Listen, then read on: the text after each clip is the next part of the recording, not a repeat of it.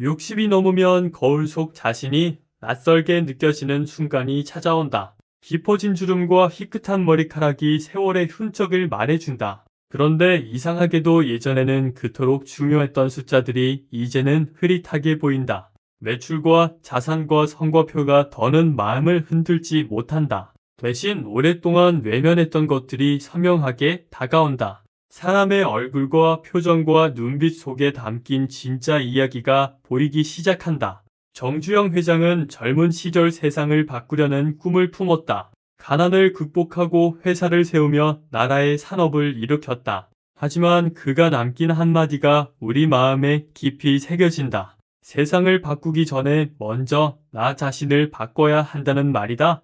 그는 현실의 벽 앞에서도 굴복하지 않았지만 진짜 싸움은 늘 자기 내면에서 벌어졌다. 이 말은 인생 후반부를 사는 우리에게 더욱 절실하게 다가온다. 지금 우리가 바꿔야 할 것은 세상이 아니라 바로 나 자신일지도 모른다. 젊은 시절에는 세상이 무한히 크게 보였다. 성공은 저 멀리 있는 산처럼 끝없이 올라가야 할 목표였다. 하지만 나이가 들어 돌아보니 그 산은 결국 내 안에 있었다. 내 성격과 고집과 불안과 두려움이 진짜 넘어야 할 산이었던 것이다. 정주영은 그 산을 강한 의지로 넘어섰다. 하면 된다는 그의 말은 단순한 구호가 아니었다. 그것은 스스로의 한계를 넘어서는 인간 의지의 선언이었다. 그는 한 번도 늦었다는 말을 믿지 않았다. 배를 만들던 이른의 나이에도 새로운 공장을 세웠다. 사람들이 불가능하다고 말할 때마다 그는 조용히 미소를 지었다. 해봤어 라는 그의 한마디에는 그의 철학이 담겨 있었다. 인생의 시계는 나이에 따라 멈추지 않는다. 멈추는 것은 오직 우리의 의지뿐이다. 그러니 거울 속 낯선 얼굴을 두려워하지 말자. 그 주름은 지나온 시간의 증거이며 그 눈빛은 아직 꺼지지 않은 불씨다. 보이지 않던 진짜 인생이 지금부터 시작된다. 숫자가 흐려지고 얼굴이 선명해질 때 비로소 진정한 나라는 존재가 드러난다. 정주영은 늘 이렇게 말했다. 사람이 일을 만들고 일이 사람을 만든다고 말이다. 당신이 만들어온 세상이 이제 당신을 비춘다. 그 거울 속 눈빛이 묻고 있다. 너는 정말 행복했느냐고 말이다. 이제 그 질문에 답할 시간이다. 예순을 넘기면 세상이 나를 평가하지 않는다. 대신 내가 나 자신을 심판하기 시작한다. 그 재판은 아주 조용하게 진행된다. 판사도 변호사도 없는 법정이다. 오직 나 혼자만이 남아있을 뿐이다. 그와 마주 앉아 대화를 나눈다. 넌 정말 잘 살아왔느냐고 묻는다. 이 물음 앞에서 누구도 떳떳하기는 어렵다. 그동안 쌓아온 부와 명예가 증거가 되어줄 것 같지만 그것들은 침묵한다. 너는 아무것도 기억하지 못한다. 명예는 변론을 거부한다. 결국 남는 것은 내 마음의 기록뿐이다. 정주영 회장도 예외는 아니었다. 그가 평생 일로서 세상을 일으켜 세웠지만 그 역시 깊은 밤이면 자신에게 물었다고 한다. 내가 옳았는가 라고 말이다. 이 길이 정말 내 길이었는가 라고 되묻곤 했다. 그는 늘 바쁘게 살았다. 하지만 그 바쁨 속에서도 자신을 돌아보는 시간을 놓치지 않았다. 성공의 열쇠는 일의 속도가 아니라 자신과의 대화를 놓치지 않는 데 있었다. 우리의 삶도 마찬가지다. 젊을 때는 남들이 나를 평가한다. 회사에서도 사회에서도 가족 안에서도 끊임없이 비교당하고 판단받는다. 그러나 어느 순간 그 목소리들이 사라진다. 그리고 남는 것은 단 하나뿐이다. 내가 나에게 던지는 질문만이 남는다. 그 질문이 두렵다면 아직 진짜 자신을 마주할 준비가 안 된 것이다. 정주영은 이렇게 말했다. 두려움은 실패의 결과가 아니라 시도의 부재에서 온다고 말이다. 그 말은 단순히 도전 정신만을 말하는 것이 아니다. 그는 두려움을 외면하지 않았다. 오히려 그것을 들여다보며 자신을 다스렸다. 진짜 용기는 세상을 향한 외침이 아니라 자기 자신을 인정하는 데서 시작된다. 그것을 알았던 사람이 바로 정주영이었다.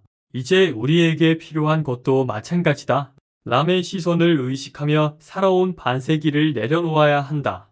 이제는 나 자신에게 진실해지는 시간이 필요하다. 그 대화는 분명 불편할 것이다. 하지만 그 불편함을 통과해야만 비로소 평온이 찾아온다. 거울 앞에서 자신에게 물어보라.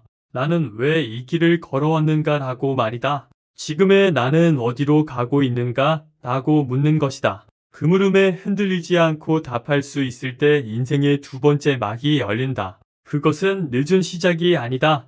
가장 성숙한 출발점이다. 인생을 절반쯤 건너온 사람이라면 한다. 젊은 날에는 늘 숫자 속에서 살았다는 것을 말이다. 얼마나 벌었는지, 얼마나 올랐는지, 얼마나 가졌는지만 생각했다. 숫자는 목표이자 동시에 방패였다. 남보다 앞섰다는 증거로 스스로의 가치를 증명하려 했었다. 정주영 회장 역시 그 시대의 사람이었다. 밤낮 없이 일하고 쌓고 또 도전했다. 그러나 그의 목표는 숫자에 있지 않았다. 그는 돈을 모은 사람이 아니라 이를 통해 삶의 의미를 찾은 사람이었다. 그가 말했듯이 돈은 일의 부산물이지 목적이 아니다. 우리는 오랫동안 양의 시대를 살아왔다. 생산성과 효율과 선거로 모든 것을 측정하고 평가하는 세상이었다. 그 속에서 사람의 마음은 점점 작아졌다. 하지만 예순을 넘기면 세상이 다르게 보인다. 더 이상 누적된 숫자가 인생의 답이 되지 않는다. 그때부터 질의 시간이 찾아온다.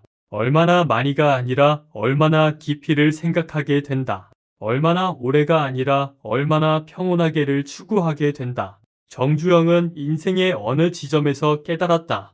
일이 잘 되어도 사람이 무너지면 아무 소용없다는 것을 말이다. 그는 숫자를 쫓는 세상에서 사람을 중심에 두려 했다. 그 중심에는 감정이 있었다. 사람의 온기와 신뢰와 웃음이 회사를 움직이는 진짜 엔진이라는 것을 알았다. 당신의 삶은 지금 어떤가? 여전히 숫자로 세상을 보고 있는가? 아니면 이제 마음의 온도로 사람을 보고 있는가? 삶의 후반전은 눈에 보이지 않는 것들로 채워야 한다. 숫자로 설명되지 않는 평온과 측정할 수 없는 온기가 필요하다. 그것이야말로 인생의 진짜 자산이다. 정주영은 늘 현실적이었다. 그는 감성적인 철학자가 아니라 냉정한 실천가였다. 하지만 그가 남긴 말에는 늘 인간적인 온기가 있었다. 일은 차갑게, 사람은 따뜻하게 대하라는 것이었다. 그 균형을 잃지 않는 것이 그가 말한 성공의 본질이었다. 이제 우리도 묻는다. 나는 지금 어떤 질문을 하고 있는가? 얼마나의 질문 속에 갇혀 있는가? 아니면 어떻게 질문으로 나아가고 있는가? 그 차이가 인생의 깊이를 결정한다. 숫자의 시대가 끝나면 감정의 시대가 온다. 그 시대는 바로 지금 당신 앞에 있다. 예순을 넘기면 시간의 흐름이 다르게 느껴진다. 젊은 날에는 시간이 넉넉했다. 실패해도 괜찮았고 내일이 있었다. 다시 시작할 힘도 있었다. 그러나 어느 순간부터 달라진다. 달력이 빠르게 넘어가고 계절이 휙휙 지나간다. 그때 깨닫게 된다. 이제 남은 시간은 세는 것이 아니라 아껴야 하는 것이 되었다는 것을, 시간이 유한하다는 사실을 처음으로 몸으로 느끼게 된다.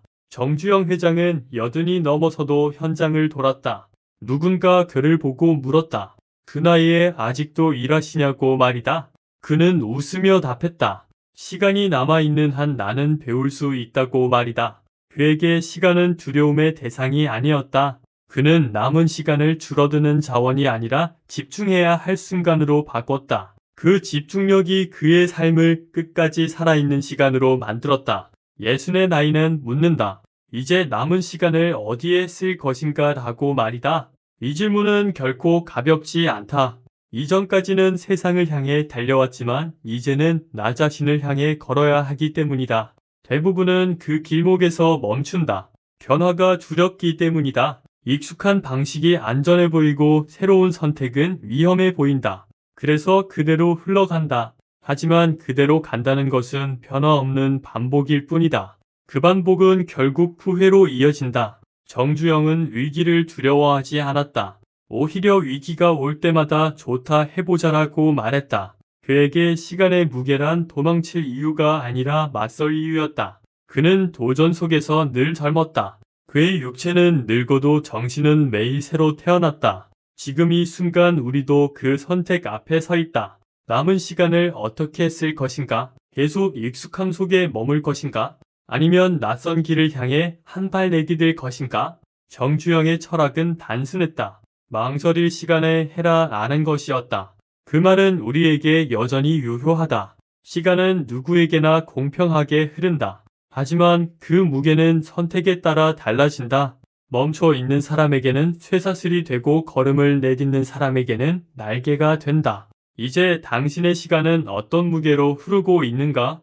오늘의 선택이 인생의 후반전을 결정한다는 것을 기억하라. 어느 날 몸이 보내는 신호를 무시할 수 없었다. 가슴이 조여오고 숨이 막혔다. 병원에 실려가던 순간 문득 이런 생각이 스쳤다. 이게 끝일 수도 있겠구나 하는 생각이었다. 침대 위에서 천장을 바라보았다. 텅 빈 천장 아래 누워있는 나 역시 텅 빈 사람 같았다. 그동안 열심히 살았다. 회사를 키웠고 돈을 벌었고 사람들에게 인정받았다. 그런데 이상하게도 마음은 텅 비어 있었다. 그때 깨달았다.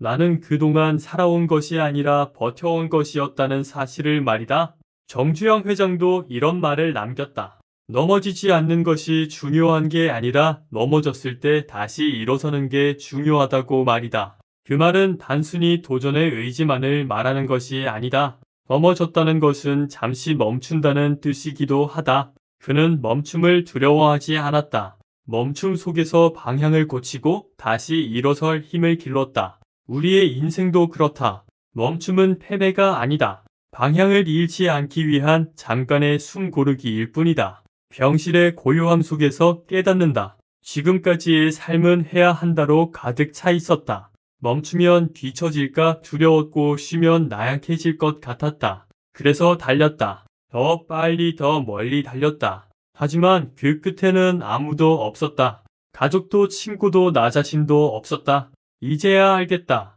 진짜 용기는 달리는 데 있는 게 아니라 멈춰서 자신을 마주하는 데 있다. 정주영은 인생의 어느 시점에서도 다시 시작을 두려워하지 않았다. 그에게 나이는 단지 숫자였고 실패는 휴식이었다. 그는 모든 위기 속에서 묻곤 했다. 내가 이 일을 왜 하는가라고 말이다. 그 질문이 그의 나침반이었다. 우리는 멈출 때 그 질문을 할 수 있다. 달리는 동안에는 들리지 않는다. 멈춤은 삶의 낭비가 아니다. 오히려 다시 살아가기 위한 재시동이다. 달리던 발걸음을 잠시 멈추면 비로소 들린다. 그동안 놓쳤던 새 소리와 가족의 목소리가 들린다. 그리고 마음 깊은 곳에서 울리는 나의 목소리가 들린다. 그 목소리가 말한다. 이제 괜찮다고 말이다. 다시 시작해도 된다고 말이다. 멈춤은 끝이 아니라 회복의 문이다. 용기 있는 사람만이 그 문을 통과한다. 지금 잠시 멈추라. 그 용기 하나가 당신의 인생을 새롭게 바꿀 것이다. 사람들은 시간을 마치 통장처럼 생각한다. 아껴 쓰면 쌓이고 효율적으로 쓰면 늘어난다고 믿는다. 하지만 인생을 조금 더 살아보면 안다. 시간은 저축되지 않는다는 것을 말이다. 오늘 흘러간 한 시간은 다시 오지 않는다. 남는 것은 그 시간에 무엇을 했는가 하는 것뿐이다. 그때 어떤 마음이었는가 하는 기억뿐이다. 정주영 회장은 시간은 자산이 아니라 생명이라고 말했다. 그는 하루 24시간을 누구보다 치열하게 살았다. 하지만 그 시간은 단순히 일의 단위가 아니었다. 새벽마다 현장을 돌며 사람들을 만났다. 그는 살아있는 시간을 보냈다. 그에게 하루는 숫자가 아니라 의미였다. 일이 힘들면 하루가 길고 일이 즐거우면 하루가 짧다고 했다. 그 차이는 결국 마음의 온도라고 말했다. 그의 말처럼 시간의 질은 마음의 태도에서 비롯된다. 우리는 대부분 시간을 관리하려 한다. 달력에 계획을 적고 일정표를 재우며 시간을 통제할 수 있다고 착각한다. 그러나 시간은 흘러가는 강물이다. 손으로 움켜쥐려 하면 빠져나간다. 가만히 바라볼 때 비로소 그 흐름이 보인다. 정주영이 그랬듯 시간은 쓰는 것이 아니라 사는 것이다. 누군가 한 번은 이런 말을 했다. 당신은 회의에 1만 시간을 썼지만 그중 기억나는 하루가 있는가라고 말이다. 그 질문이 마음에 남았다. 정말 그랬다. 수많은 숫자와 결정이 오갔지만 기억에 남는 것은 한 장의 서류도 아니었다. 하지만 아들과 함께한 짧은 산책은 기억난다. 어머니와 마주 앉아 나눈 몇 마디 말은 아직도 생생하다. 시간의 길이는 기억의 길이와 다르다. 의미가 있는 순간만이 오래 남는다. 정주영은 젊은 시절부터 시간을 만드는 사람이었다. 다른 이들이 불가능하다고 말한 일에도 시간을 들였다. 남들이 잠잘 때 그는 꿈을 설계했다. 그러나 그의 시간은 피로가 아니라 에너지였다. 그는 일하며 살았지만 일에 매이지는 않았다. 그 차이는 작지만 인생을 바꾸는 차이다. 이제 우리도 그 차이를 배워야 한다. 시간을 계산하지 말고 느껴야 한다. 하루를 채우지 말고 살려야 한다. 남은 인생의 시간은 통장이 아니라 모래시계다. 한번 떨어진 모래는 다시 올라오지 않는다. 하지만 그 모래 하나하나가 빛날 수는 있다. 그 빛나는 순간들이 모여 당신의 후반전을 이룬다. 지금이 바로 그 첫 알갱이를 쏟아넣을 때다. 어떤 마음으로 무엇을 향해 당신의 시간을 흘려보낼 것인가? 나이 들수록 깨닫게 된다. 인생을 채우는 것은 돈도 명예도 아닌 사람이라는 사실을 말이다. 하지만 대부분은 너무 늦게 그것을 안다. 젊은 날에는 관계를 관리라고 부른다. 명함을 주고받고 자리에서 만나고 필요한 사람을 남긴다. 불필요한 인연은 정리한다. 그때는 그것이 현명한 선택이라고 믿는다. 하지만 세월이 흘러보면 알게 된다. 그런 관계는 정원과 같다는 것을 말이다. 잘 가꾸면 예쁘지만 손을 놓으면 금세 시든다. 뿌리가 없고 생명이 없다. 정주영 회장은 관계를 다르게 보았다. 그는 사람을 숲처럼 대했다. 한 그루의 나무가 아니라 함께 자라는 생태계로 보았다. 그는 부하 직원에게도 이렇게 말했다. 사람은 도구가 아니라고 말이다. 함께 키워야 한다고 말했다. 그래서 그는 항상 현장에 내려갔다. 책상 위에서 지시하지 않았다. 흙 묻은 신발로 사람들 사이를 걸었다. 그의 관계에는 진심이 있었다. 그 진심이 평생의 신뢰를 만들었다. 관계는 계획으로 되는 일이 아니다. 숲이 그렇듯 예측할 수 없고 때로는 엉킨다. 비바람에 흔들리기도 한다. 하지만 그 속에서 생명이 자란다.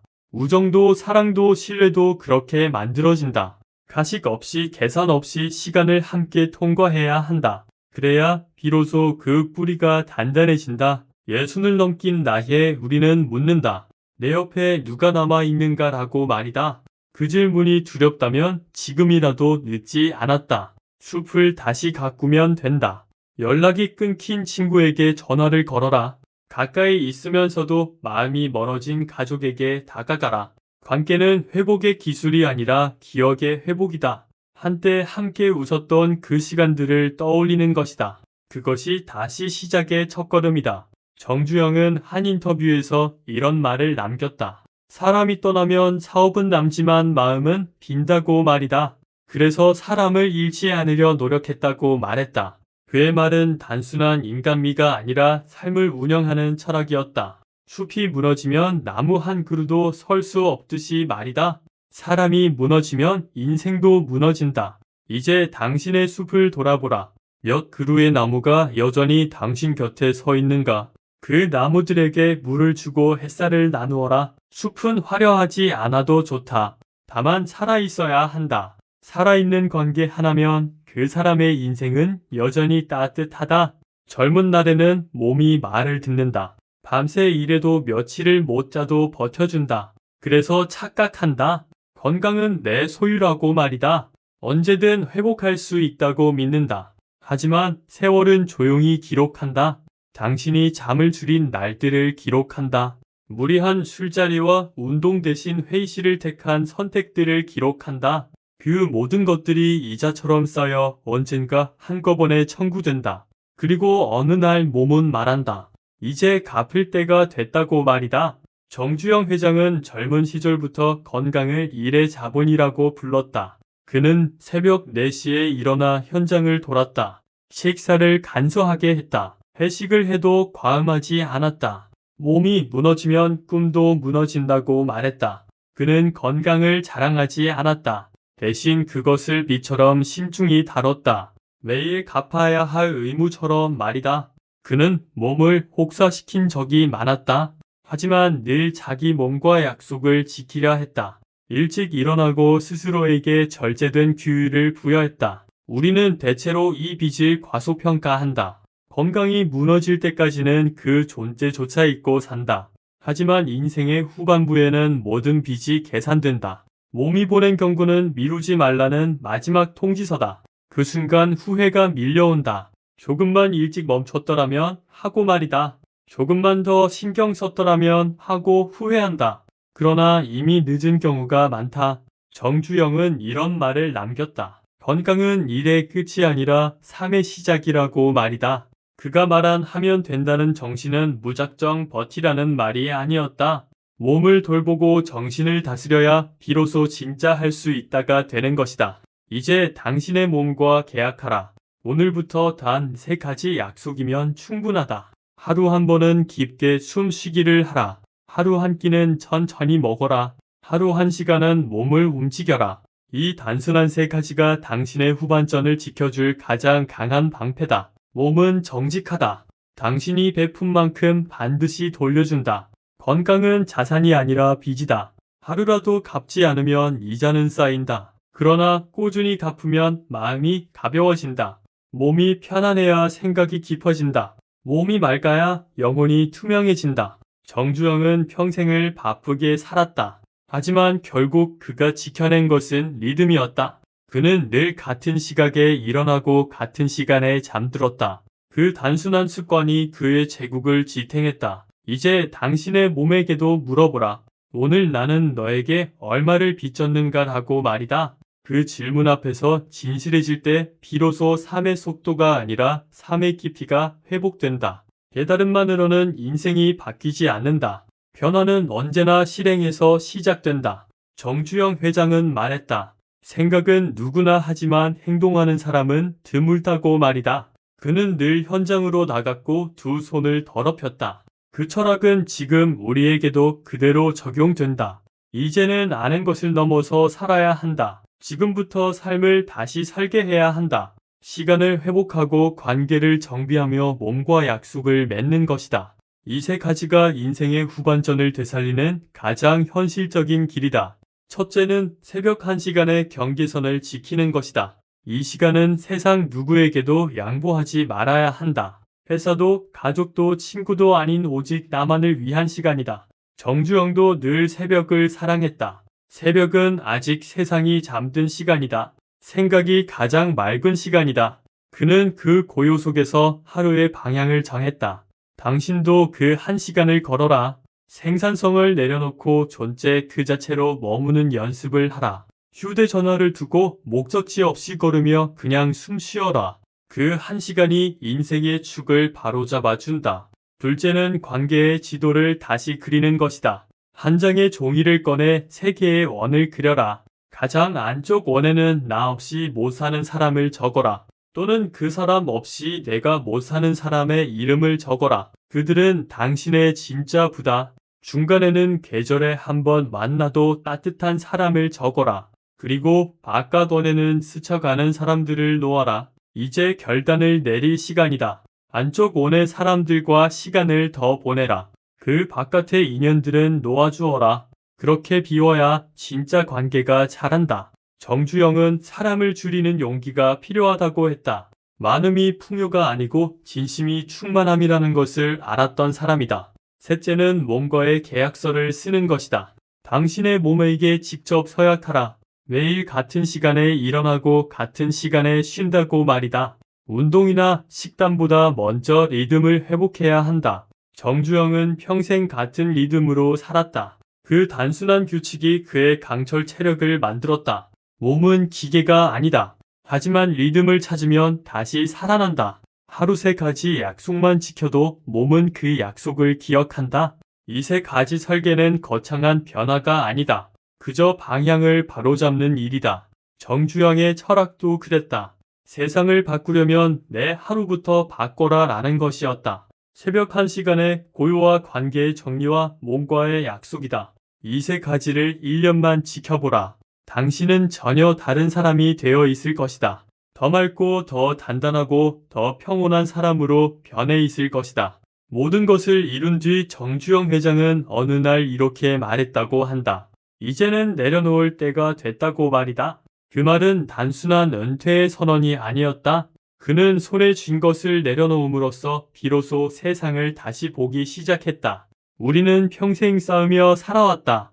명예를 쌓고 돈을 쌓고 관계를 쌓았다. 그러나 어느 순간부터 그것들이 우리를 짓누른다. 잡고 있던 손이 아프기 시작한다. 그때 놓아야 한다. 손을 펴야 비로소 새 것이 들어온다. 비움은 상실이 아니라 회복이다. 정주영은 노년에 자신의 재산 일부를 사회에 환원했다. 사람들은 놀랐다. 왜 그렇게 하느냐고 물었다. 그는 대답했다. 내가 가진 것을 나눌 수 없다면 그것은 가진 게 아니라고 말이다. 그의 말에는 철학이 있었다.